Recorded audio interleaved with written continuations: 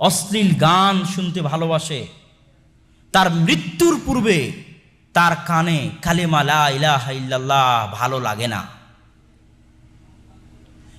যে কান গান শুনতে অভ্যস্ত, অশ্লীল কথা শুনতে অভ্যস্ত, সে কানের কাছে মৃত্যুর পূর্বে যদি কেউ বলে বলো লা ইলাহা ইল্লাল্লাহ, এই লা ইলাহা ইল্লাল্লাহ কালেমা তার কাছে ঘৃণার বস্তুতে পরিণত হয়।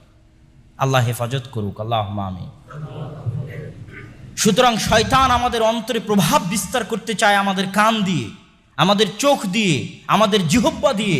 এগুলো শয়তানের প্রবেশের রাস্তা। শয়তানের এই ভয়ঙ্কর জাল থেকে, শয়তানের এই ভয়াবহ ষড়যন্ত্র এবং প্ররোচনা থেকে মানুষ যদি নিজেকে হেফাজত